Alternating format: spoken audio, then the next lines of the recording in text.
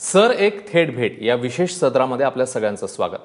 ज्येष्ठ पत्रकार, संपादक, विचारवंत गोविंदराव तळवलकर यांचं हृदयविकाराच्या व्याधीने वयाच्या 92व्या वर्षी अमेरिकेतल्या क्लिव्हलँड इथे नुकतंच निधन झालंय।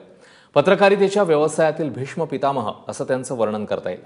कला, राजकारण, समाजकारण, परराष्ट्र धोरण, इतिहास अशा विविध प्रांतात गोविंद तळवलकर यांनी लीलया मुसाफिरी केली आणि मराठी वाचकांना समृद्ध केलं।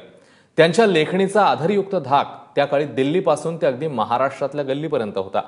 महाराष्ट्र टाइम्स या वृत्तपत्राच्या संपादक पदाची धुरा गोविंदराव तळवलकर यांनी तब्बल 27 वर्ष अत्यंत समर्थपणे वाहिली। 1994 मध्ये त्यांच्या निवासस्थानी सुधीर गाडगीळ यांनी गोविंदराव तळवलकरांची प्रदीर्घ मुलाखत घेतली होती। अरुण काकतकर यांनी ती दिग्दर्शित केली होती। मराठी पत्रकारितेचे भाषिक मर्यादेतनं सीमोल्लंघन करून तळवलकरांनी जो दबदबा निर्माण केला त्याचा प्रवास आपण आता त्यांच्याच तोंडून ऐकणार आहोत। पण प्रेक्षकांच्या माहितीसाठी 1 एप्रिल रोजी संध्याकाळी 6 वाजता पुण्यातल्या कर्वे रस्त्यावरील आयकर भवना शेजारील भारती निवास सहकारी गृह संस्थेच्या सभागृहामध्ये ही मुलाखत दाखवण्यात येणार आहे। दरम्यान जुन्या ध्वनिमुद्रणामुळे सुरुवातीच्या काही मिनिटं या मुलाखतीच्या आवाजाला प्रॉब्लेम आहे, मात्र त्यानंतर तुम्ही ही मुलाखत अगदी व्यवस्थित ऐकू शकाल। तर आपण बघूया मराठी पत्रकारितेच्या ऋषीचा हा दुर्मिळ प्रवास।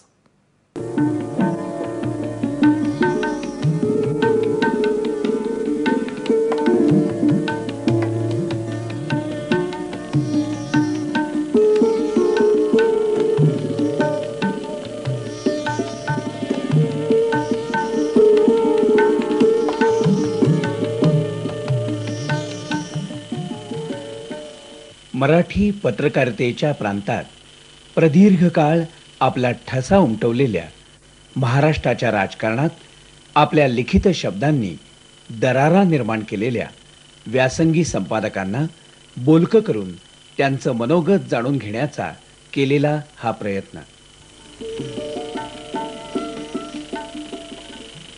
ते म्हणाले, तू शरदचंद्र वाचलेस का? मी म्हटलं नाही वाचला। तर म्हणाले, माझ्या घरी ये, मी तुला देईन। मी त्यांच्या घरी गेले। मग त्या आमची ओळख वाढतच गेली। मला आवडलं त्यांचं घर, त्यांचा भाऊ चित्रकार, आई चांगली, म्हणजे दिसायला सगळे लोक चांगले, गोरे पान, सुंदर, मला आवडलं घर त्यांचं। मला वाटतं एवढा सुंदर माणूस आहे, मुलगा कोणाशी बोलत नाही, काही नाही, मग ते आपण माझ्याशी बोलले, मग मला बरं वाटलं। ठरवूनच टाकलं की एवढा बुद्धिमान, सुंदर, सत्वशील माणूस आपण लग्न करायचं। म्हणजे बाबा फार मोठ्या मनाचे, त्यामुळे इतर लेखकांचे इथे उदार मनाने आणि हातचं राखून न ठेवता कौतुक करत असतात। आपले बाबा कोणीतरी विशिष्ट व्यक्तिमत्व आहे याची विशेष जाणीव सर्वप्रथम कधी झाली? शाळेत असतानाच। कशा अर्थाने? म्हणजे शाळेतले सगळे मास्तर किंवा बाई माझ्या बहिणीला आणि मला संपादकाची मुली म्हणूनच ओळखायचे। बरोबर। मी प्रथम इंग्लंडला गेले तेव्हा बाबा माझ्याबरोबर आले होते। वजन उचलायची त्यांना जरासुद्धा सवय नाही, पण मी परीक्षेला गेले तेव्हा माझी 5 किलो वजनाची पुस्तकांची बॅग उचलून ते एक्झामिनेशन हॉल बाहेर फिरत राहिले। कुठेही गेलेत, लंडन, पॅरिस, न्यूयॉर्क, बेंगलोर, कुठे गेले की बांगलादेश मला साड्या घेऊन येतात। त्या मुलींना छान छान कपडे आणतात। आणि मध्ये एकदा सुभाष राऊत यांनी एक चित्र काढलं होतं हमालांवरचं, हमाल जेवताना, ते त्यांनी बाबांना दाखवलं, तेव्हा बाबांनीच त्याला नाव दिलं होतं फर्स्ट सफर म्हणून। त्यांनी माझं नाटक पाहायची माझी फार इच्छा होती, पण मी त्याला कधी त्याच्या गंभीर स्वभावामुळे बोलू शकलो नाही। पण एकदा तो झुंजाररावला आला, बाबुरावांच्यावर मी काम करत होतो, पेंढारकरांच्याबरोबर, तर मला आनंद झाला की साहित्य संघात तो आला म्हणून, बरं का। तर मी त्याला आत बोललो, चहा वगैरे दिलं, बाबुरावांची ओळख करून दिली आणि म्हटलं तू आलास आज, मला फार आनंद झाला। नाही म्हणाले, आचललो आणि याच्यामध्ये काय फरक आहे हे मी बघायला आलो म्हणा। माणसाला काय जातं की तो बाह्यचा अबोल वाटतो किंवा असं वाटतं की हा दुसरा आहे, पण खरं प्रेमळ आहे असं मला वाटतं त्याचं। उदाहरणार्थ म्हणजे आता इतर लोकांना पत्रही लिहित नाही, पण मी आजारी असं कळलं तर मुद्दाम मुंबईहून पुण्याला येतो आणि मला भेटतो, चौकशी करतो। व्यक्तिशः अतिशय सुस्वभावी, उत्तम मित्र, रागावले तर उत्तम रागवणारे, आणि या दोन्हीचा अनुभव मी बघितला आहे. पण तरी सुद्धा व्यक्तिगत जीवनात अतिशय उत्तम प्रकारचं स्वच्छ मनाचं एक व्यक्तिमत्व म्हणून गोविंदरावांचा मला अनेक वर्षाचा अनुभव आहे. त्यांच्याशी गप्पा गोष्टी मारणं, चर्चा करणं वेगवेगळ्या प्रश्नावर, याच्यामध्ये एक प्रकारचं मनापासून समाधानच असतं. त्यांची नकाराची यादी मोठी असायची, म्हणजे जायचं नाही कोणाकडं हे त्यांचं पक्का असे. त्यामुळे ते आल्यानंतर कोणाला बोलवायचं हे माझी यादी पक्की असायची आणि कोणाला बोलवायचं नाही ही यादी पक्की असेल. त्यांच्या कपड्यांची टेस्ट सुद्धा फार उत्तम असते, म्हणजे रंगाची. त्यांना आम्ही ब्रिटिश सर असंच म्हणत होतो, शंकराचार्य आम्ही म्हणतो, परंतु त्यांना सर ही पदवी आम्ही सर गोविंदराव असं म्हणतो. कारण त्यांचे संपूर्ण सेंट, त्यांचे कपडे, त्यांचा एकंदर पेहराव हा सगळा ब्रिटिश साहेबाला साजेसच होता. त्यांचे बूट सुद्धा नेहमी पॉलिश केलेले छान असत, म्हणजे असं कधी आधुनिक तसंच सगळा तोच प्रकार चालू आहे, काही त्यात फरक झालेला नाही.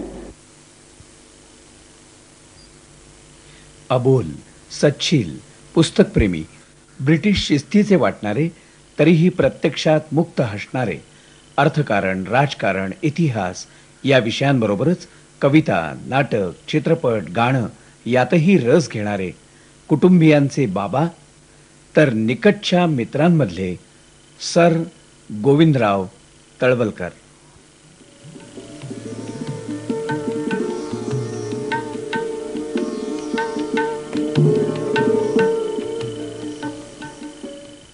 तर माझे काका गोपीनाथ तळवलकर हे आनंदाचे संपादक होते आणि ते माझ्या नावाने दर महिन्याला हे मासिक पाठवतो. त्या मासिकामध्ये एक भाग प्रौढ किंवा तरुण मुलांसाठी म्हणून राजकीय विषयावरती होतं. त्यापासूनच मी ते वाचत होतो. त्यांनी लिहिलेली पुस्तकंही ते पाठवायची, त्यामुळे ते वाचन माझं तेव्हापासून जवळजवळ सुरू झालं. परंतु मुख्य जी सुरुवात आहे ती मॅट्रिकपासून, त्या मॅट्रिकच्या थोड्या अगोदर अशी ती सुरुवात झालेली आहे आणि ती त्यावेळेच्या एकंदर वातावरणामध्ये राजकीय चर्चा, राजकीय चळवळी त्या फार असतात. त्याचाही परिणाम होऊन राजकीय वाचन हे होत होते. त्यामध्ये मुख्यतः टाइम्स ऑफ इंडिया, क्रॉनिकल आणि फ्री प्रेस असे 3 दैनिक मी वाचले. आणि मराठीमध्ये मुंबईला लोकमान्य म्हणून दैनिक निघालं, पावागडचे जे संपादक होते ते मी वाचले. पेपरमधला मुख्यत्वे तुम्ही कुठला भाग प्रथम वाचायला हाती घेता आणि विशेष इंटरेस्टचा पेपरमधला कुठला भाग असतो? एक तर पहिल्यांदा मी बातम्या बघतो, अगदी महत्त्वाचे असतील तेवढ्या बघतो. नंतर आजकालच्या एकंदर वर्तमानपत्रामध्ये जर बघितलं तर फारसे आलेले काय त्यांची जी काही मथळे असतील तेवढेच बघतो, इंग्रजी सुद्धा, आणि मी सोडून देतो. मुख्यतः मात्र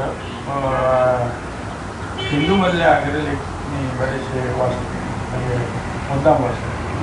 तर त्याच्यामध्ये बरेच युक्तिवाद केलेला असतो, माहिती पण असते, ते बघतो. पण नंतर मग परराष्ट्र राजकारण जे आहे, परराष्ट्र घडामोडी त्याबद्दल वाचतो. आपल्याकडच्या वर्तमानपत्रांच्या प्रमाणे मी लंडन टाइम्स आणि फायनान्शियल टाइम्स आणि हेराल्ड रिव्ह्यू हे 3 नेहमी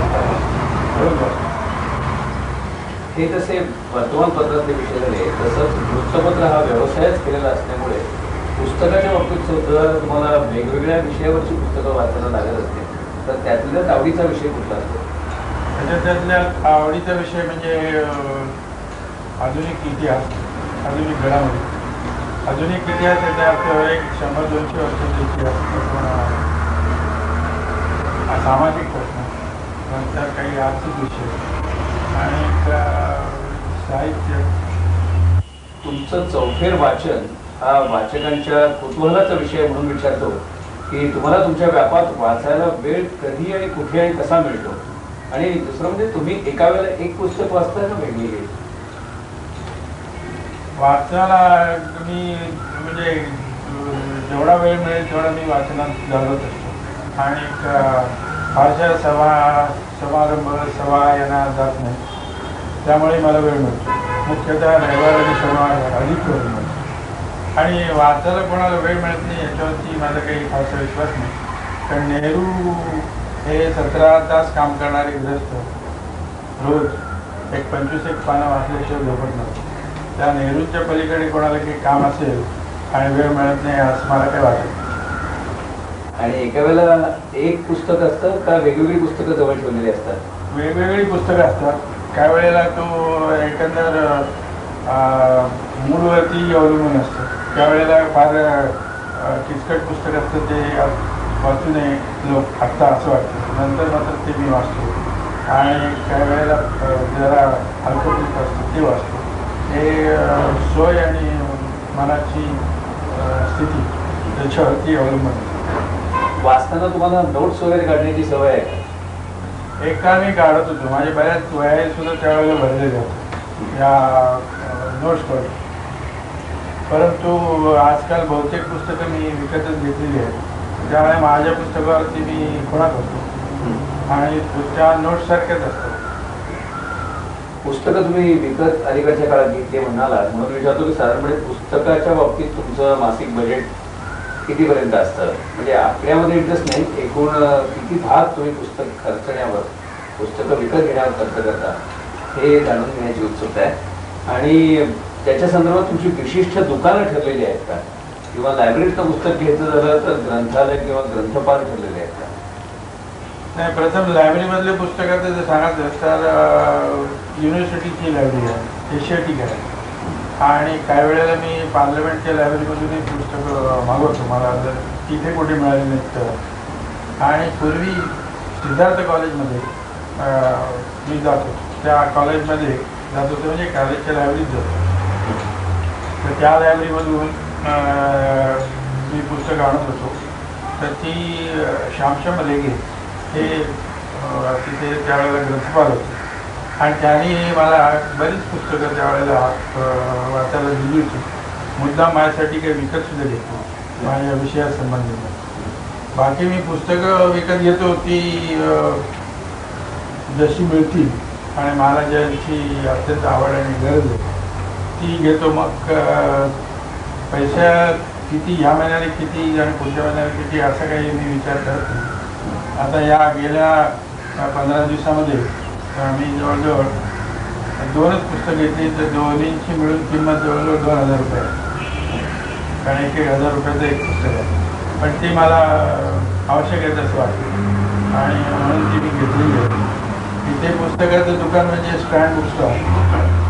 या दुकानातून मी बरीच पुस्तकं खरेदी करतो. या गणित new and second hand book stall आहे, ते जुने पुस्तकाचं आहे. एक कोकिळ म्हणून आमचे माझ्या ओळखीचे ग्रस्त आहेत. पूर्वी त्यांचं जुन्या पुस्तकाचं दुकान होतं, आता ते घरीच व्यवसाय करतात. त्या अशी निराळे लोक आहेत.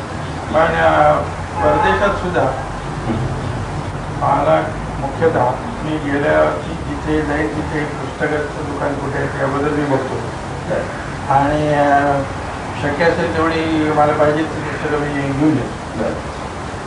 तुम्ही स्वतःहून दुसऱ्या कोणाला, म्हणजे खास करून सहकार्यांना ऑफिसमधल्या किंवा घरामध्ये मुलींना अमुक एक पुस्तक वाच असं कधी सुचवता का? मुलींना अनेकदा सांगितलेले हे पुस्तक बघा ते, आणि त्यांनी बरीचशी वाचलेली पण आहे. आणि माझ्या सहकार्याने अनेकदा सांगत असतो की हे पुस्तक या विषयावरचं आहे, ते वाचलंच पाहिजे. अशा बरेच वेळेला त्यांना सांगितलेलं आहे. आम्हाला जे काय आवडेल असं त्यांना वाटतं ते आम्हाला सांगतात. मध्ये ते वाचत होते ज्या रशियात पुस्तक लिहित होते तेव्हा महादेवभाई आणि महात्मा गांधी टॉल्स्टॉयबद्दल काय बोलायचे वगैरे ते आम्हाला सांगायचे. ते आम्हाला सारख्या पुस्तकांबद्दल सांगत असतात. त्यांनीच मला मध्ये सांगितलं तर कॅथरीन द ग्रेटवर पुस्तक वाचायला, ते वाचलं होतं. चांगलं. जी पुस्तकं आमच्या घरी होती तीच आम्ही वाचत होतो. शरदचंद्र आमच्याकडे पहिल्यापासून होते, आम्ही लहान असतानापासून. नंतर आनंद मासिक यायचं, ते गोपीनाथ काका त्याचे संपादक होते, त्यामुळे आम्हाला तीच वाचायची सवय झाली, जी होती तीच. तुम्ही आता बोलता बोलता सिद्धार्थ कॉलेजमध्ये जातो, पण कॉलेजला नाही लायब्ररीमध्ये जातो असं म्हणालात, म्हणून विचारतो की तुमचं कॉलेज कुठलं होतं आणि तुमचे शाळा कॉलेजमधले अभ्यासाचे आवडीचे विषय कुठले होते? माझं कॉलेज होतं रामनारायण BA कॉलेज आणि त्यावेळेला माझा मुख्य विषय इंग्रजी आणि मराठी असावा. परंतु त्याच वेळेला या रॉय पंथामध्ये मी शिरलो आणि मग राजकारण, अर्थकारण आणि इतिहास हे विषय त्या कारणाने मला परिचित झाले, मला आवडायला लागले आणि मग मी त्या विषयावरती बरंच वाचन केलं. त्यामुळे केवळ इंग्रजी साहित्य घेऊन हा विषय घेऊन जरी मी पदवीधर झालो असलो तरी तेवढ्यापुरतं ते शिल्लक राहिलं नाही, आणखीनही मग वाढत नाही. पण इंग्रजी वाङ्मयाची आवड मात्र जी तेव्हापासून आहे ती आजपर्यंत. तुम्हाला कवितेचं प्रेम आहे असे तुमच्या मागे एकदा बोलण्यामध्ये आलं होतं. आणि कुसुमाग्रज काय किंवा गदी माडगुळकर काय हे तर तुमचे मित्र, तेव्हा कवितांचं हे प्रेम लक्षात घेता तुम्हाला तुमच्या स्वतःच्या विशिष्ट वयामध्ये कविता करावीशी वाटली नाही का? मला कधी कविता करायची वाटली नाही, पण कविता मला पहिल्यापासून आवडत होती आणि आजही आवडते. आणि परंतु कविता करावी असं मला कधीही वाटलं नाही. पण आता जरी पत्रकारितेच्या स्वरूपाचं लेखन करत असलात तरी त्या वयामध्ये अन्य काही ललित लेखन उत्स्फूर्तपणे असं काही झालं नाही का? कथा म्हणा किंवा कथाही नाही लिहिलं नाही. एका दुसरा कुठला ललित निबंध काही लिहिला असलाच आहे, परंतु हे नाही. त्या कवितेच्या त्या विशिष्ट वयामध्ये कवितेवर प्रेम नाही पण प्रत्यक्षातलं प्रेम केलं होतं म्हणे तुम्ही? हां,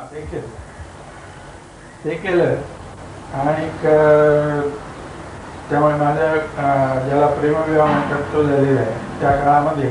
आणि मी ज्या डोंबिवलीमध्ये राहत होतो त्या डोंबिवलीमध्ये हे जरा नवलाईची गोष्ट.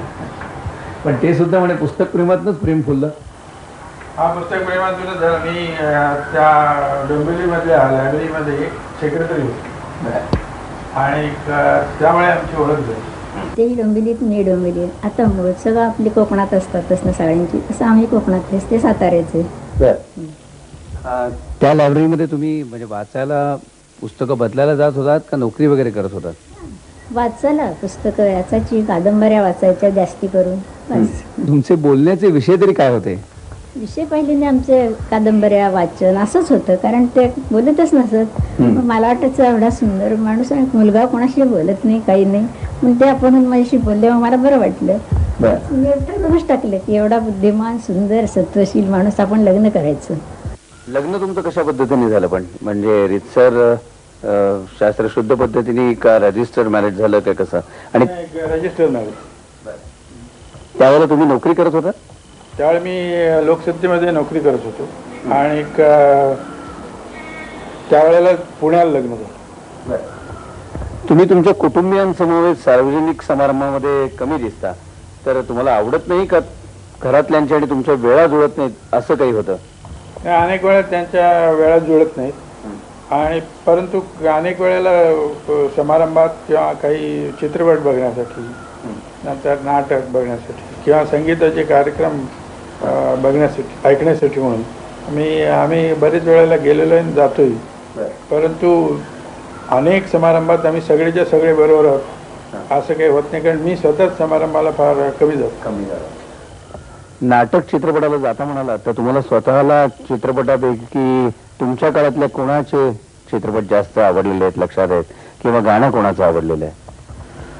चित्रपट त्यावेळेला हिंदी सिनेमाच्या याच्यामध्ये मुख्यतः मी न्यू थिएटर्सचा भोगता होतो आणि न्यू थिएटर्सचा भोगता असल्यामुळे सैकल, पंकज मलिक, केसी डे, छबी विश्वास आणि हे जे लोक होते किंवा नबाब म्हणून होते, हे माझे आवडते नट होते आणि त्यांचे चित्रपट मी बरेच वेळेला बघितलेले होते. त्यातली गाणी मला फार आवडायची आणि तो एक त्यावेळेचा जमानाच होता की सैगलची गाणी ज्याला येत नाहीत असा तरुण माणूस त्यावेळेला सापडणं कठीण होतं. घरी रेडिओ त्यावेळेला कुठला होता आणि रेडिओवर गाणं वगैरे ऐकणं कितपत व्हायचं? नाही, रेडिओ तसा बघितला तर मी कॉलेजमध्ये असताना वगैरे आमच्याकडे रेडिओ नव्हता. मी नोकरीला लागल्यानंतर रेडिओ आला आणि रविवारखेरीज मला कधी रेडिओवरती ऐकायला मिळाले असं कधी काही झालं नाही. इतक्या वेळ नसत. अलीकडे तरी एवढ्या व्यापातनं सुद्धा टीव्ही पाहायला कितपत वेळ मिळतो आणि पाहायला तर टीव्हीवरचे कुठल्या स्वरूपाचे कार्यक्रम पाहायला जास्त आवडतात? टीव्हीवरचे काही कार्यक्रम, काही मालिका आम्ही आवर्जून बघितलेल्या आहेत आणि त्या बहुतेक हिंदी आहेत आणि काही इंग्रजी चित्रपट तिकडचे लागतात तेही मी बघतो. बातम्या आहेत. परंतु ही वाङ्मयीन चर्चा वगैरे, मराठी वाङ्मयाची चर्चा, हे जे काही शरदाचं चांदणं वगैरे जे आहे ते चांदणं माझ्या अंगावर यावं असं मला काय वाटत नाही. काय तुम्ही या माध्यमाशी संबंधित आहात, संपूर्णच ऑडिओ व्हिज्युअल लेखन या सगळ्या, म्हणून विचारतो की आत्ताचं जे सगळं चॅनल्सचं मोठं आक्रमण येत आहे किंवा जवळजवळ आलेलंच आहे, याच्याविषयी तुमचं काय मत आहे आणि त्याच्या कार्यक्रमाच्या स्वरूपाविषयी? चॅनेल्स खूप आलेली आहेत, परंतु मला तर असं वाटतं की त्या चॅनेलसाठी कार्यक्रम पुरवणं आणि कार्यक्रम पुरवण्यासाठी जेवढे जे काही कौशल्य लागते, कला लागते, इतके लोक आपल्याकडे आहेत की नाही याच्याबद्दल मला जबरदस्त शंका आहे. आजच जे काही चॅनेल्स आहेत त्याच्यावरती पूर्वीचे कार्यक्रम वारंवार दाखवले जातात. मुख्यतः मराठी कार्यक्रम तर अनेकदा तेच दाखवले जातात, कारण कार्यक्रम देण्यासारखे कार्यक्रमही नाही आहेत. कार्यक्रम करावेत अनेक, अशी माणसं आहेत भरपूर असे दिसत. त्यामुळे एक चॅनेल्स आलेत खरे, परंतु काय त्याच्यातून होईल मला शंका आहे.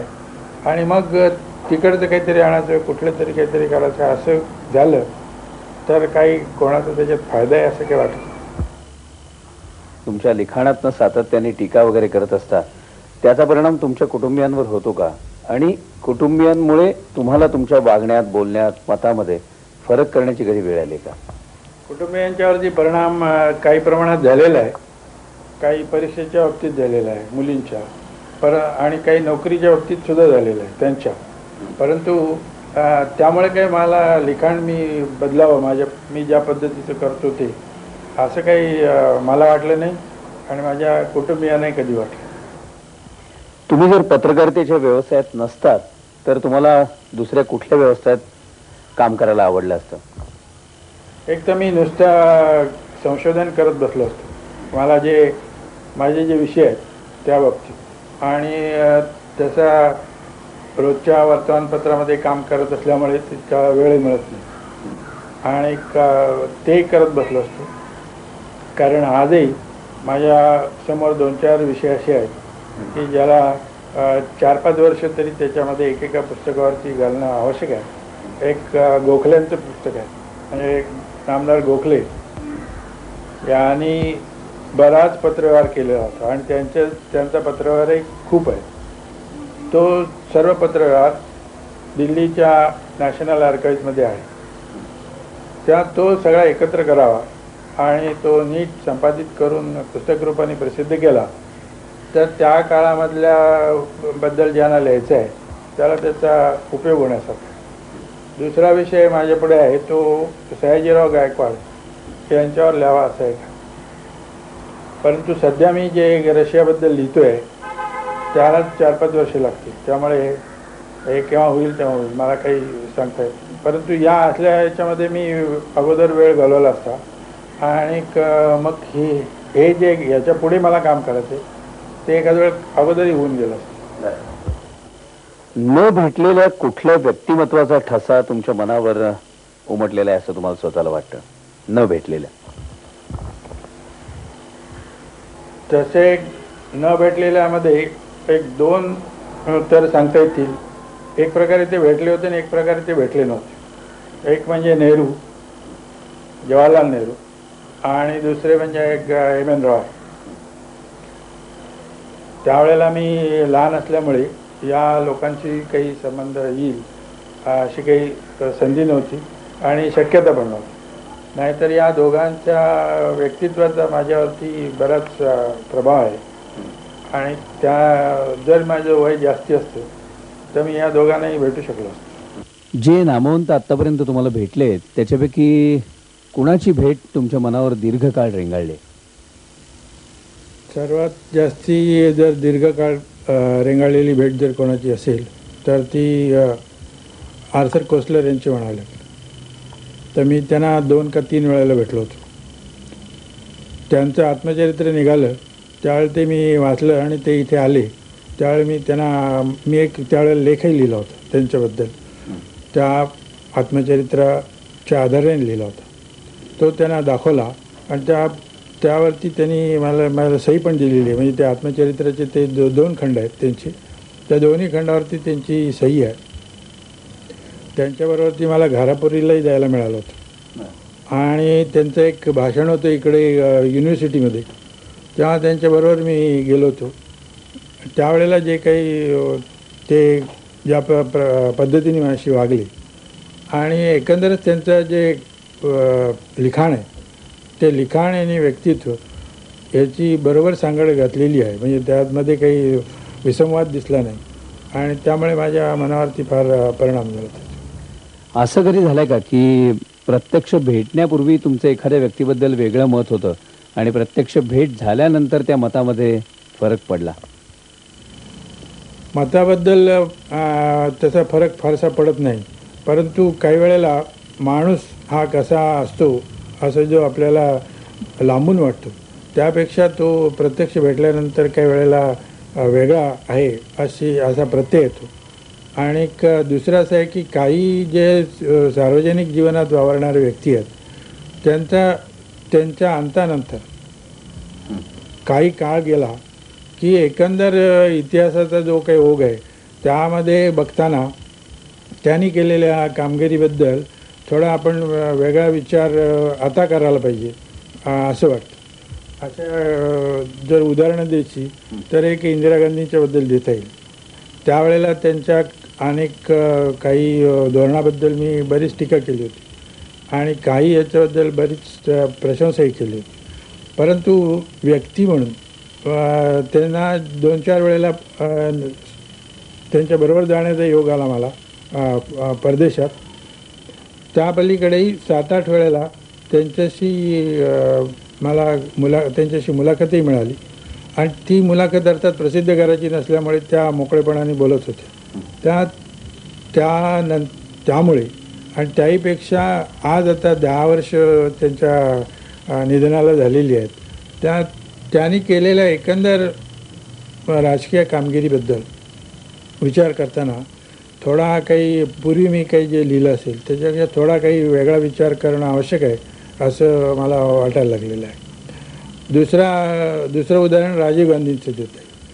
राजीव गांधींची एकंदर जी बाहेर त्यावेळेला वर्तमानपत्रातून आणि इतर जी काही प्रतिमा झाली होती त्यापेक्षा त्यांच्या निधनाच्या पूर्वी 5-6 महिने मी 2-3 वेळा त्यांना जो भेटलो होतो ते बघितल्यानंतर हा माणूस म्हणून काही वेगळा आहे, राजकारण म्हणून त्यांचं काही वेगळं असू शकेल, परंतु या मनाने हा एक उमदा माणूस आहे याच्याबद्दल माझी पूर्णपणे खात्री झाली.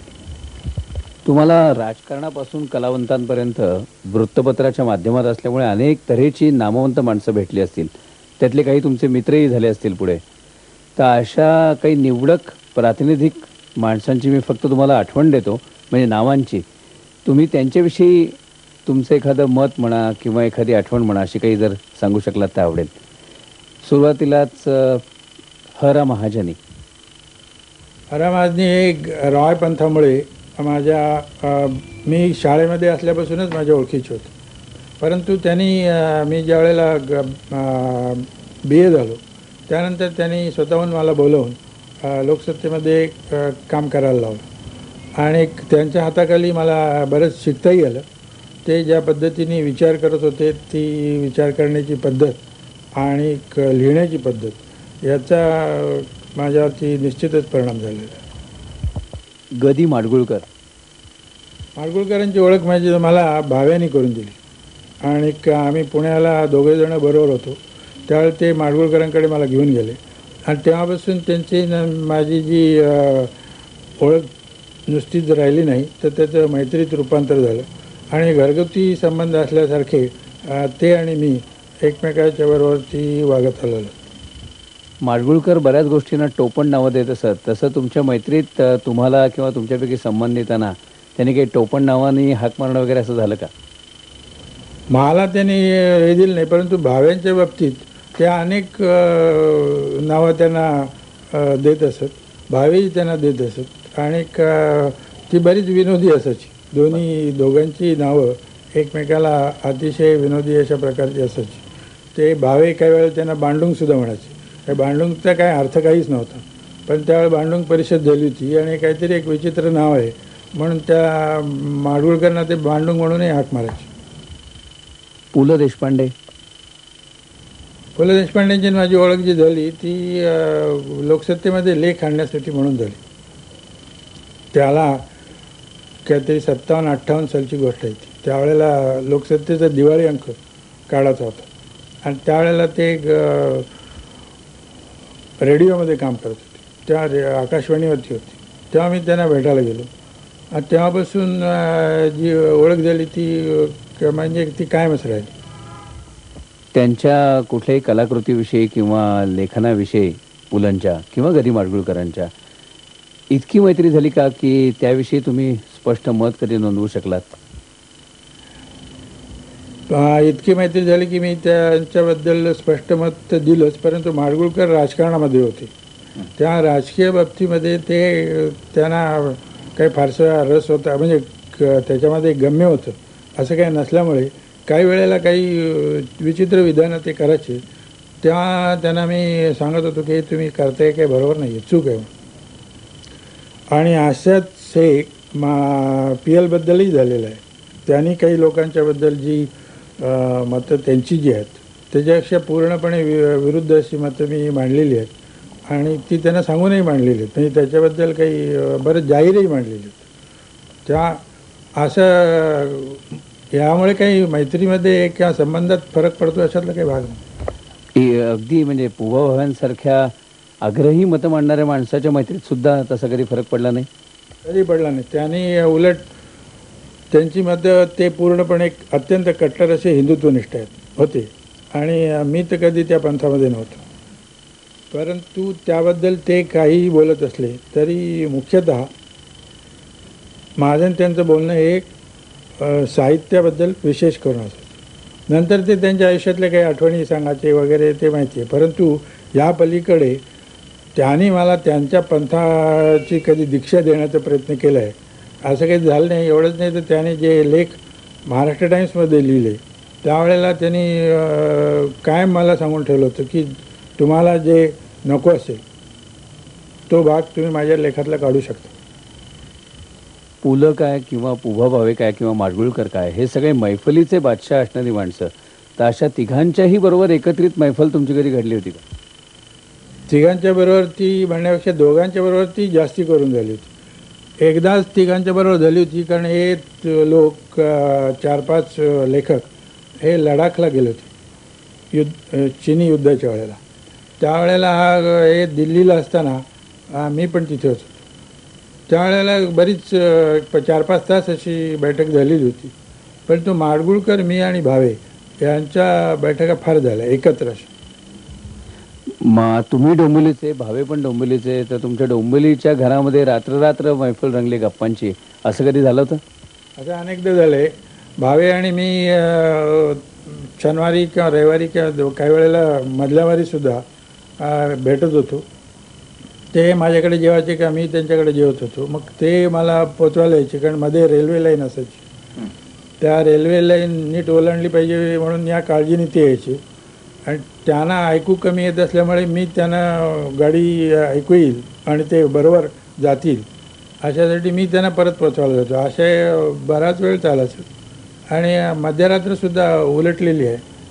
माडगुळकर, मी आणि भावे यांनी भाव्यांच्या घरी किंवा माझ्या घरी 2-2, 3-3 वाजेपर्यंत असा वेळ काढलेला आहे. माडगुळकरच्या घरीही काढलेला आहे. या तिघांनीच म्हणे, त्यातल्या त्यात भाव्यांनी म्हणे लीड घेऊन तुमचा सत्कारी डोंबिवलीत घडवला होता की जो अगदी अभूतपूर्व गर्दीचा ठरला.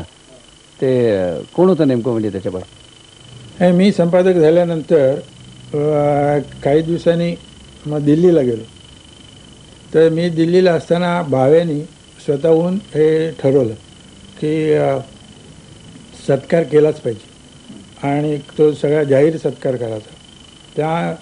त्यांनी आणि शंकर नवरे यांनी पुढाकार घेतला आणि मग मोठाच सत्कार झाला. तो माझ्या स्मरणात राहीलच, पण त्यावेळेला जे डोंबिवलीला लोक राहत होते त्यांच्या पण राहील. इतका प्रचंड समुदाय त्यावेळेला जमलेला होता. त्यावेळेला माडगुळकर, भावे, PL देशपांडे असे तिघंजणं वक्ते होते आणि तसा एकत्र ते लोक मुंबईत आपल्या डोंबिवलीत तरी एकत्र आले त्यानंतर असं मला काय वाटत नाही. यशवंतराव चव्हाणांसारख्या राजकीय नेत्याची आणि तुमची मैत्री हा बहुचर्चित विषय होता. तर तुम्ही स्वतः त्यांच्याकडे एक माणूस म्हणून आणि एक राजकीय नेता म्हणून दोन्ही दृष्टीने कसं बघत होता? नाही, प्रथम तर राजकीय नेता म्हणूनच बघत होतो आणि मी त्यांची मुलाखत घेतली त्यावेळेला लोकसत्तेमध्ये. तेव्हापासून थोडी ओळख झाली, परंतु खरी ओळख झाली ते म्हणाला 60-61 नंतरच झालेली आहे. माणूस म्हणून जास्ती करून संबंध आला आणि त्यांच्या राजकारणात माझा काही संबंध नव्हता, परंतु राजकीय विषयावरती अर्थातच चर्चा होत असे आणि तेही बरीचशी माहिती देत असत. ते अर्थात मी प्रसिद्ध करणार नाही याची त्यांना पूर्ण कल्पना असल्यामुळे बऱ्याच मोकळेपणाने ते बोलत असत आणि या दोन्ही दृष्टीने बराच जवळचा आणि दीर्घकाळ असा संबंध राहिला. यशवंतरावांच्या पासून ते अगदी अलीकडच्या मुख्यमंत्र्यांपर्यंत अनेक मुख्यमंत्र्यांचे तुम्ही चढ उतार बघितलेत. तर या दृष्टीने या मुख्यमंत्र्यांविषयी एखाद्या ओळीत तुम्हाला काय सांगता येईल आणि एकूणच महाराष्ट्राच्या राजकारणाबद्दल काय म्हणाल? यशवंतराव मुख्यमंत्री असताना मी त्यांची कामगिरी काय ती इथे बघितली होती. ते मुख्यमंत्री नसतानाही महाराष्ट्रामधल्या राजकारणामध्ये त्यांच्या शब्दाला मान होता. त्यामुळे ते काय करतायत काय बोलतात हे मला दिसत होतं, ऐकू येत होतं. पण त्यावेळेला एकंदर संबंध राजकारणाला काही ना काहीतरी बाबा कार्यक्रमाचा आधार होता, दिला पाहिजे याच्याबद्दल त्या लोकांना काही आस्था होती. ती त्यानंतर गेल्या 10 वर्षामध्ये राहिली आहे असं काही मला वाटत नाही आणि व्यक्तिनिष्ठा ही फार झालेली आहे. तशी तितकी पूर्वी नव्हती. पूर्वीच्या त्या लोकांच्यामध्ये मतभेद नव्हते अशातला भाग नाही, मतभेद जरूर होते, पण मतभेद जरी असले तरी आज उघड्यावरती येऊन चव्हाट्यावरती येऊन ज्या प्रकारची चर्चा होती, ज्या प्रकारची टीका होती तसं त्यावेळेला कधी होत नव्हतं. काही शिस्त, काही संयम असं वातावरण त्यावेळेला होतं. यशवंतरावांचा विषय निघाला म्हणून आठवत आहेत शास्त्रीबुवांच्या आणि तुमच्या कितपत बैठका झाल्यात? लक्ष्मण शास्त्री जोशी शास्त्रीबुवांची सुद्धा माझी ओळख ही माझ्या कॉलेजच्या दिवसापासून झालेली आहे आणि तेही रॉय पंथामुळे झाली. आणि मग मात्र मी संपादक होण्याच्या पूर्वी आणि नंतरही अनेक ठिकाणी आमच्या बैठका झालेल्या आहेत. त्यामध्ये माझ्या घरी, नंतर पारिखांच्या घरी, शहांच्याकडे की आमचे कालेलकर त्यांच्याकडे, अशा प्रकारे डॉक्टर कालेलकर यांच्याकडे अनेकदा चर्चा होत असत, बैठका होत असत. माझ्या घरी झालेली आहेत, इथे झाले तशी डोंबिवलीला त्या मानाने एखाद दुसरीच झाली असेल, पण जास्ती करून झाले ते ह्या मुंबईच्याच घरात. SM जोशी एक मला माझ्या लहानपणापासून ओळखत होते, कारण आमच्या गोपीनाथ काकांचे ते वर्गमित्र होते. एकाच वर्गात ते दोघंजण शाळेमध्ये होते आणि त्यामुळे ते मी शाळेमध्ये होतो किंवा मी कॉलेजमध्ये होतो त्यावेळेला ते घरी येत असत आणि एक घरच्यासारखेच ते वागत आणि मलाही त्याप्रमाणेच त्यांनी पहिल्यापासून शेवटपर्यंत असंच वागवलं. सध्याचं गास्त राजकीय व्यक्तिमत्व म्हणजे बाळ ठाकरे. तर मला वाटतं ते सुरुवातीला पत्रकारितेत व्यंगचित्रकार म्हणून असल्यापासून तुम्ही त्यांना ओळखता, तर त्यांच्याबद्दल तुमचं काय? बाळ ठाकरे एक व्यंगचित्रकार असल्यापासून ओळखत होतं, परंतु प्रत्यक्ष भेट मात्र कधी झाली नव्हती. ती भेट बऱ्याच वर्षानंतर झाली आणि त्यावेळेलाही मुख्यतः 2-3 वेळेला मी प्रबोधनकार ठाकरेंना भेटायला गेलो होतो, तेव्हा त्यांची जास्ती भेट झाली. तेवढी त्यावेळेलाही बाळ ठाकरे यांची झाली होती असं मला काही वाटत नाही, पण नंतर मात्र झाली. आणि ती त्यांच्या राजकारणामुळे झाली. त्यांच्या राजकारणाशी माझं कधी जमलं नाही सूत. परंतु प्रत्यक्ष भेटल्यानंतर मात्र त्यांनी ते आणि मी राजकारण सोडून बऱ्याच गोष्टीबद्दल बोलत राहिलेलो आहे. काही वेळेला असंही झालेलं आहे की ते राजकीयदृष्ट्या अडचणीत आल्यानंतरही त्यांनी काय माझी मदत होते की काय या दृष्टीने प्रयत्न केले आणि माझ्या कोतेच्या दृष्टीने, माझ्या ताकदीच्या दृष्टीने जे काही मला त्यांना मदत करता येईल तेवढी मी केलेली पण आहे. एक माणूस म्हणून राजकीय नेत्याच्या पलीकडे जाऊन मित्र म्हणून, माणूस म्हणून बाळ ठाकरे तुम्हाला कसे वाटतात? तेवढे माझा संबंध आला नाही, म्हणजे मित्र म्हणून संबंध आला नाही आणि त्यामुळे मला काही तसं सांगता येणार नाही. परंतु प्रत्यक्ष बोलायला अतिशय विनोदी आणि अनेक तास बैठक रंगू शकेल असा तो माणूस आहे. या वेगवेगळ्या राजकीय नेत्यांच्या पाठोपाठ आणखीन एकाच फक्त उद्योजकांचं नाव घेतो, कारण त्यांची आणि तुमची चांगली मैत्री होती म्हणून विचारतो. शंतनुराव किर्लोस्कर. शंतनुरावांची माझी जी पहिली भेट झाली ती मी त्यांच्या एका भाषणावरती टीका केली त्यामुळे झाली. पण त्यानंतर सुद्धा त्यांचे माझे काही वेळेला मतभेद झालेले असले तरी ते अनेक विषयाबद्दल मोठ्या आस्थेने बोलत आणि माझ्याशी फार जवळकीने वागत आणि त्यानंतर त्यांच्या कुटुंबियांशी माझा फार जवळचा संबंध आला. तुम्ही मित्र म्हणून नेहमी साहित्यिकांचा उल्लेख करता, पण तुमचे राजकीयही मित्र आहेत असं बोलण्याच्या ओघातही आला आहे. तर या राजकीय मंडळींचा उल्लेख तुम्ही सार्वजनिक ठिकाणी का टाळता? का राजकारण्यांची मैत्री ही लेखनावर मर्यादा आणते असं तुम्हाला वाटतं? माझ्या लेखनावरती मर्यादा आलेली नाही, परंतु राजकीय लोकांची मैत्री ही कायम टिकणारी असतेच अशातला भाग नाही. कारण टीका झाली की त्या लोकांना मैत्री टिकवावी असं वाटत नाही. तसंच याच अनुषंगाने आणखी राजकारण हा बदमाशांचा खेळ आहे असा तुमच्या अग्रलेखामध्ये उल्लेख होता. त्यातल्याच काही खेळाडूंबरोबर तुम्ही सुद्धा कुठल्या कुठल्या फोटोंमध्ये दिसता. तर अशा वेळेला तुम्हाला स्वतःला गुदमरल्यासारखं वाटत नाही का? अशा वेळेला गुदमरल्यासारखं वाटतं, परंतु एक प्रकारे हा माझा व्यवसाय आहे आणि त्यामध्ये राजकारणातले बदमाश असोत किंवा साहित्यातलेही असोत त्यांच्याशी संबंध ठेवण्याखेरीज गत्यंतर राहत नाही. माहितीचा सोर्स म्हणून आणि काही वेळेला त्या लोकांशी संबंध ठेवल्याशिवाय तुम्हाला काय काय चाललंय त्या क्षेत्रामध्ये हे कळूही शकत. रोज नवनव्या विषयांवर विवेचन करायचं, भाष्य करायचं याचा ताण पडत असेल तर हा ताण हलका करण्यासाठी तुम्ही काय करता? म्हणजे असं की मित्रांमध्ये गप्पा मारता, गाणं ऐकता, का पुन्हा पुस्तकात डोकावता? एक तर मी पुस्तकात डोकावतो, नंतर गाणी ऐकतो आणि नाटकं बघतो किंवा सिनेमा बघतो. मुख्यतः नाटकापेक्षा सुद्धा इंग्रजी चित्रपट हे जास्त करून बघतो आणि टी व्हीवरती सुद्धा काही माझ्याजवळ व्हिडिओ टेप्स आहेत त्या बघतो. हा पिकविक पेपरसारखं जे आहे ते मी मला वाटतं 10-15 वेळा तरी बघितलेलं आहे. किंवा हॅमलेटसारखं नाटक हे ऐकायला किंवा बघायला दोन्ही किती वेळा ऐकलं बघितलं तरी त्याचा काही कंटाळा येत. गाणं ऐकता ते मुख्यत्वे क्लासिकल का भावगीतं वगैरे? बहुतेक क्लासिकल. आणि त्यामध्ये खास करून क्लासिकलवरती आधारित अशी जी काही सिनेमामधली गाणी आहेत ती.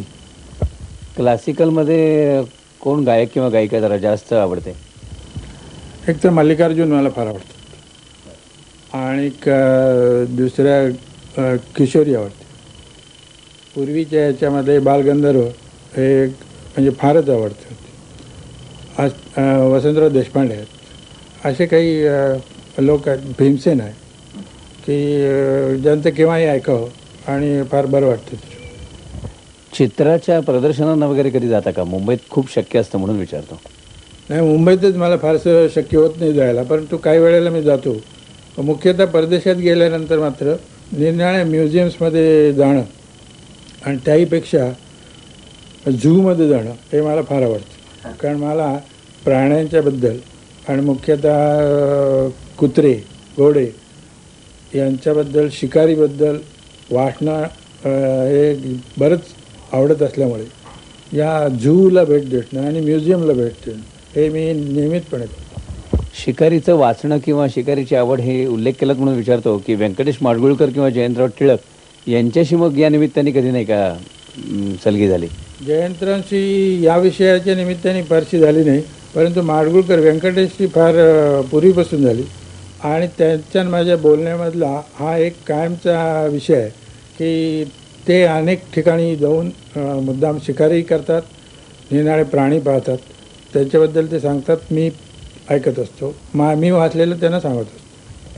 तुम्ही कधीही गॉसिपिंग करत नाही किंवा समोर भेटलेल्या व्यक्तीच्या जास्त चौकशाही करत नाही, असं असून सुद्धा तुम्ही पार्टीमध्ये कसे काय रमू शकता?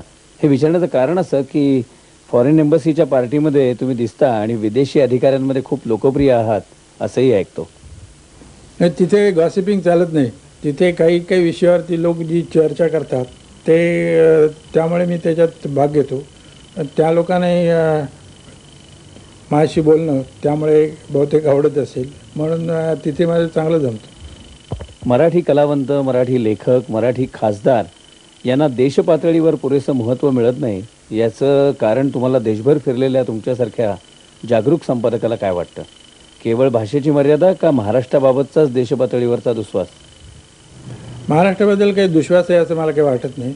आपले जे राजकीय नेते ते कमकुवत कमी पडतात, त्यांना भाषेची अडचण आहे आणि ते सुद्धा आपल्या केवळ राज्याच्या पलीकडे सगळ्या देशाचा विचार करून कोणी बोलतं आहे आणि वागतं आहे असं काही दिसत नाही आणि त्यामुळे ते मागे पडतात. महाराष्ट्र टाइम्समधले सगळे अग्रलेख तुम्हीच लिहिता का? आणि मुळात म्हणजे अग्रलेख रोजच्या रोज लिहिण्याची गरज असते का? अग्रलेख रोजच्या रोज लिहिण्याची गरज आहे कारण ते परंपरेनेच चालत आलेलं आहे. दुसरे असं आहे की मी बहुतेक मीच लिहितो, मी इथे असताना. काही वेळेला अगदीच अडचण झाली तर माझे सहकारी लिहितात. परत बाहेर जरी गेलो मी तरी हल्ली फॅक्सची सोय असल्यामुळे तिकडनं पाठवणं सोपं असतं आणि ते मी पाठवतो. आणि ते काही वेळेला मुद्दे सांगावे लागतात, परंतु ज्या वेळेला हे शक्य नाही त्यावेळेला माझे सहकारी लिहितात, त्याचा काही मला कंटाळा येतो. तुम्ही स्वतः आवर्जून दुसऱ्या कोणाचे अग्रलेख वाचता किंवा वाचत होतात आणि तुम्हाला आवडलेला संपादक? मला आवडलेला संपादक म्हणजे दादासाहेब केळकर. अत्यंत प्रसन्न शैली आणि अनेक विषयात त्यांना रस होतो. दुसरे मी आवर्जून वाचणारे जे अग्रलेख, ज्यांचे अग्रलेख वाचत होतो त्यामध्ये आरा महाजनी, पवा गाडगीळ आणि आपले आप्पासाहेब खाडीलकर आणि माडखोलकर आणि चौथे नवीन याच्यामध्ये म्हणजे अनंतराव भालेराव. याच अनंतराव भालेरावांच्या नावानं तुम्हाला पुरस्कारही मला वाटतं मिळाला आहे ना? आणि ताजा काहीतरी आगरकर पुरस्कार पण तुम्हाला मिळतोय. तर असे आणि कुठले ठळक पुरस्कार मिळालेत? एक गोयंका अवॉर्ड म्हणून आहे, तो पुरस्कार आहे. तो सगळ्या देशभरच्या पत्रकारांसाठी म्हणून आहे. त्याच्यामध्ये इंग्रजी पत्रकार आणि भाषिक पत्रकार असे दोन्ही येतात. तो गेल्या वर्षीच मिळाला होता. याखेरीज काही पुस्तकांना वगैरे मिळालेले आहेत. एक रामशास्त्री पुरस्कार मिळतो, दिला जातो, तो मिळालेला आहे. असे काही नाही.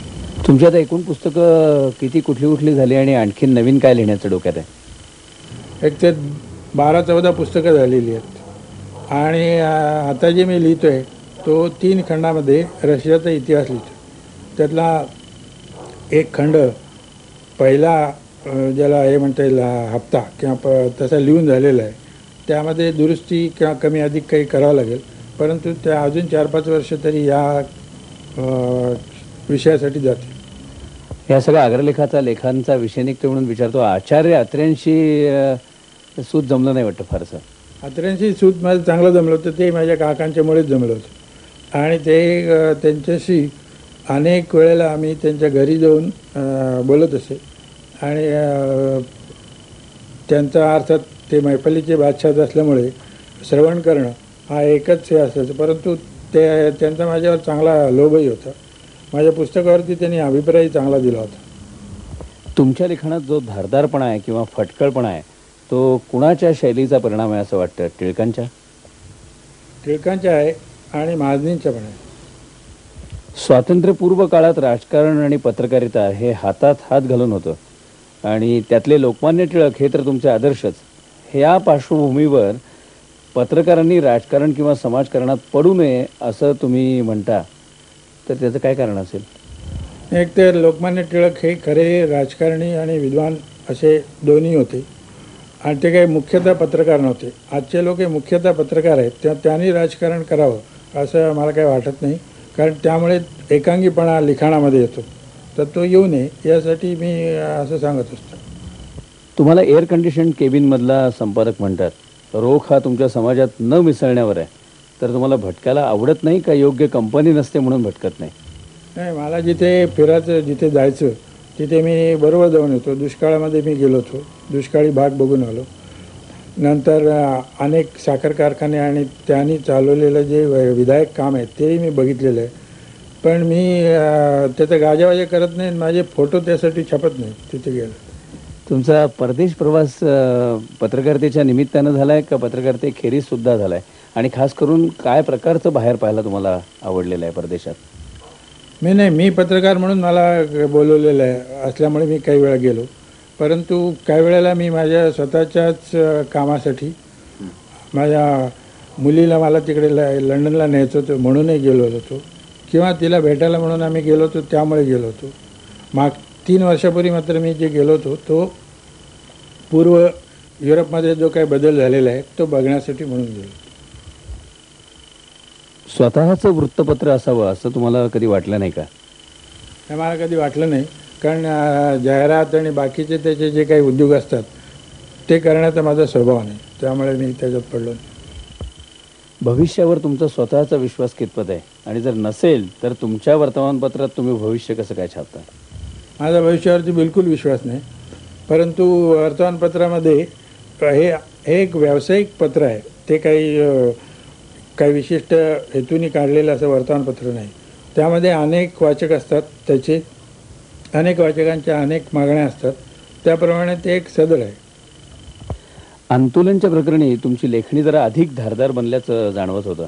विशेषतः अगदी जपानच्या पंतप्रधानावर लिहिताना सुद्धा त्यात आंदोलन डोकवायचे, तर एवढा त्यांच्यावर तुमचा राग कशामुळे? नाही, त्या काळामध्ये त्यांनी इंदिरा गांधींचं नाव घेऊन ज्या पद्धतीने सगळा उद्योग सुरू केला होता तो नंतर अनेकांनी पुढे आणखीन मोठ्या प्रमाणावरती केला असेल, पण ती त्यांची सुरुवात होती आणि सुरुवातीलाच त्यांना अडवणं आवश्यक आहे म्हणून मी जरा जोरात लिहिलं होतं. पण ते लिहिल्यामुळे नंतर काही त्यांच्या माझ्या भेटीमध्ये फरक पडला असातलं काही झालं नाही. आजही ते मला भेटतात, मी त्यांना भेटतो. आंदोलनपर्यंत आलं म्हणून आणखीन एक गोष्ट विचारून घेतो की शरद पवारांच्या पण बाबतीत तुमची स्तुतीही झालेली आणि तुम्ही टीकाही तितकीच कठोर केलेली आहे, तर हे दोन्ही चढ उतार होऊन सुद्धा तुमच्या पर्सनल संबंधांवर त्याचा काही परिणाम झाला आहे का? नाही, एकतर पूर्वी त्यांची माझी फार मैत्री होती आणि त्यावेळेला त्यांच्याबद्दल मला फार अपेक्षा होत्या आणि मलाच नव्हे तर अनेकांना होते. आणि त्यानंतर मात्र त्यांनी जे काही गेल्या 5-6 वर्षात राजकारण केलं ते मला मान्य नसल्यामुळे मी टीका केली, त्यामुळे थोडा दुरावा निर्माण झाला हे खरं आहे, परंतु त्याला काही इलाज नाही. बऱ्याचदा प्रादेशिक स्तरावरच्या पत्रकारांना उत्तम माहिती, उत्तम संदर्भ, उत्तम पुरावे मिळतात, पण केवळ भाषेच्या मर्यादेमुळे हुशारी असून सुद्धा त्यांचं नाव इंग्रजीत लिहिणाऱ्या पत्रकारांना इतपत गाजत नाही. तुम्ही सहमत आहात का या गोष्टी? मी अशाशी सहमत आहे, कारण एक माझाच अनुभव म्हणजे अंतुले प्रकरणामधली जी काही कागदपत्रं होती ती मीच अरुण शौरींना दिली होती, परंतु अरुण शौरींनी ते इंग्रजीत लिहिलं आणि त्यामुळे त्यांचंच नाव झालं.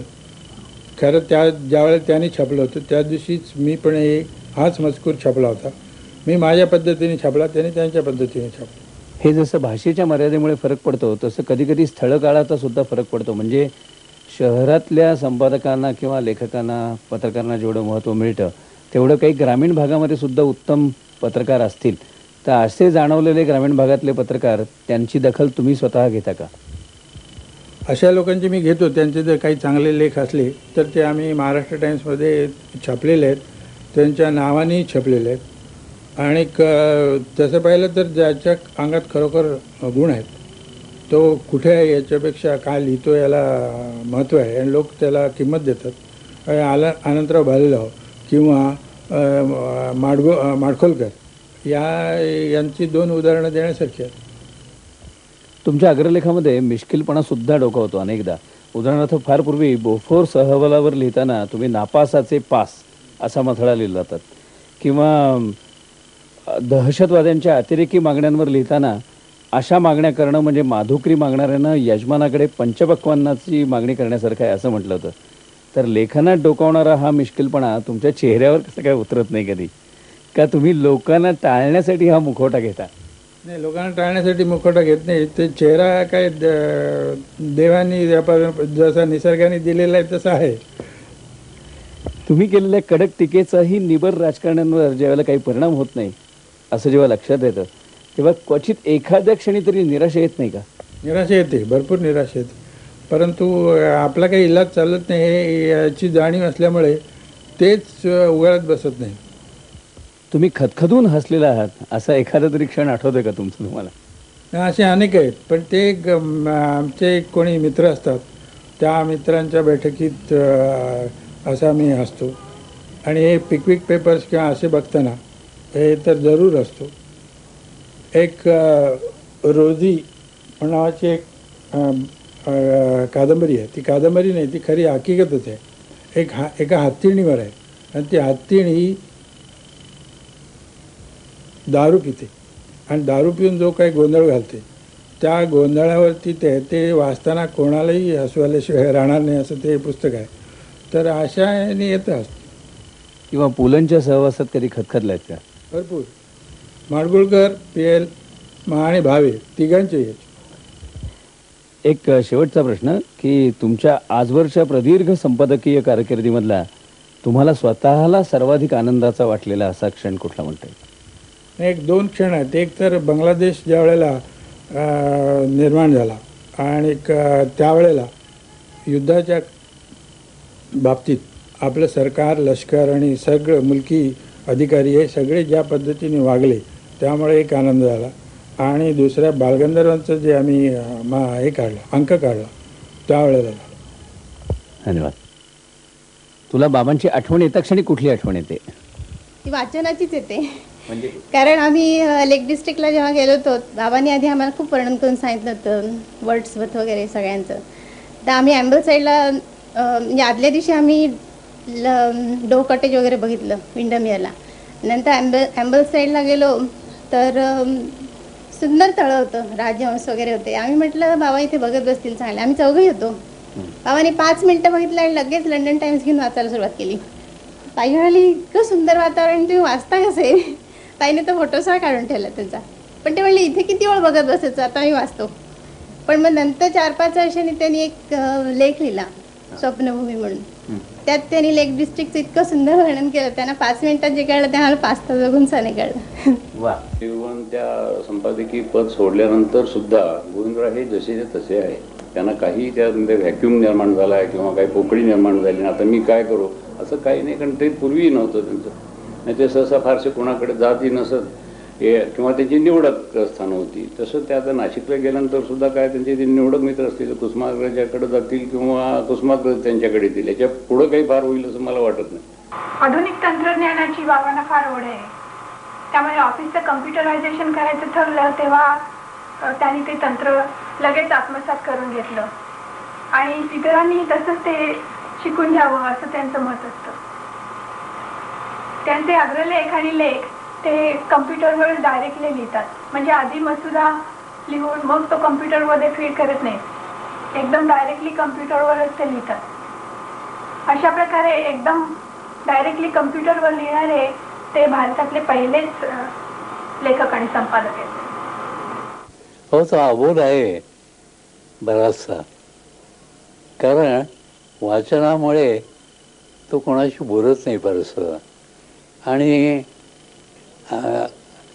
सभा गाजवणं वगैरे हे त्याला जमत नाही असं तोच सांगतो होता की मला इतर संपादकाप्रमाणे मला हे सभा गाजवणं वगैरे बोलण्यापेक्षा लिहिणं चांगलं असं मला वाटतं. ते टीका वगैरे करत असतात ना, त्याचा कधी त्रास तुम्हाला समाजात वावरताना होतो का? होतं समाज वावरताना होतं, तशा अडचणी येतात, पण आम्हाला काही असं सवय झाली, आम्हाला आता काही त्याच्यात वाटत नाही. पण कशा अर्थाने होतो? होतं म्हणजे आता मुलींना चटकन नोकरी मिळत नाही, शिक्षणात अडथळे येतात, असं खूप होतं.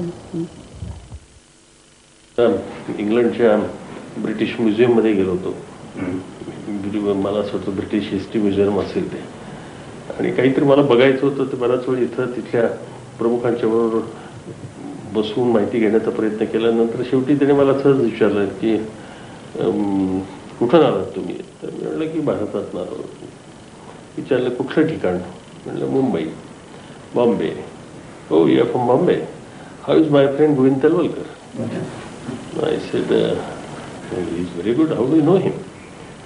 त्यांनी सांगितलं की इथं त्यांनी तासनतास दिवसेंदिवस महिने घालवलेले आहेत की हिंदुस्थानच्या स्वातंत्र्याच्या पूर्व काळामध्ये ब्रिटिश सत्तेच्या काळामध्ये परिवर्तनं कशी कशी होत होती या संबंधीचा बारकाईने इथलं रेकॉर्ड घेऊन अभ्यास करून त्याच्यावर टिपणं काढण्याच्यासाठी ते येत असत.